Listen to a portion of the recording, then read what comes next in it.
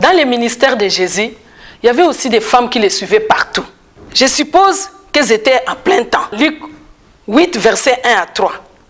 Moi aussi, dès lors que j'avais compris la croix de Jésus, j'avais pris la décision de servir le Seigneur à plein temps.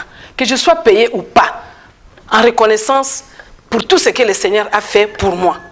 Par la grâce de Dieu, aujourd'hui, il y a de cela 25 ans que je travaille dans les ministères à plein temps comme bénévole. Vous ne le savez peut-être pas, mon mari n'est pas encore disciple jusque-là. Et ça pouvait être une excuse que je pouvais brandir pour ne pas servir le Seigneur à plein temps.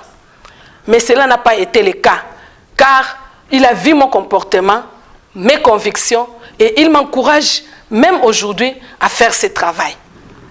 Il y a de cela aussi 3 ans que je lutte avec le cancer des seins. Au mois de février de cette année, j'ai fait une récidive. Je suis rentrée en Inde pour les soins. Et là, je suis sous chimiothérapie, 12 séances et une piqûre chaque 21 jours pendant 1 an.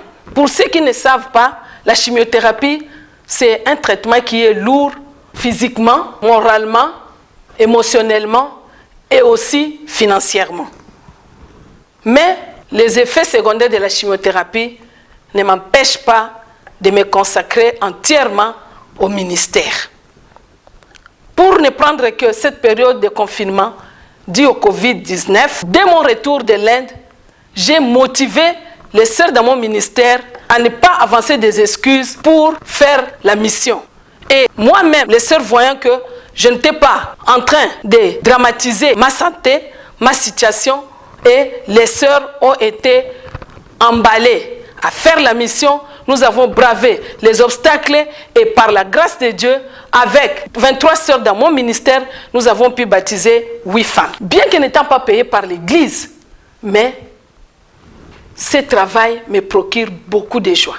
Voir les femmes transformées, les femmes sauvées, vraiment, ça me donne la joie immense et ça me donne la paix, ce qui me fait même oublier ma maladie. Comme vous pouvez le constater, du fait que je me suis engagée en plein temps dans le ministère. Servir le Seigneur en plein temps est une question d'amour et de foi, les sœurs. Je voulais vraiment encourager toutes les sœurs à rêver de cela.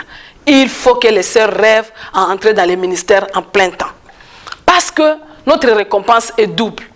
Si cette terre est au ciel, la vie éternelle. Sur cette terre, je voulais vous partager mon petit témoignage. Il y a eu un moment où mon mari était sans emploi pendant 11 ans.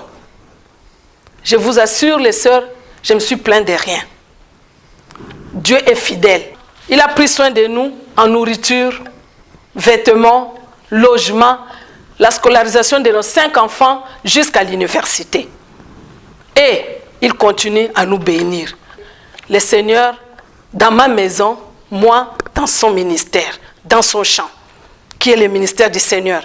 Servir le Seigneur à temps plein, les sœurs, nous devons le faire, parce que cela est salutaire. Ainsi, servir le Seigneur en plein temps est un rêve à saisir. Et il ne faut jamais avoir peur, parce que c'est une tâche noble. Je vous remercie.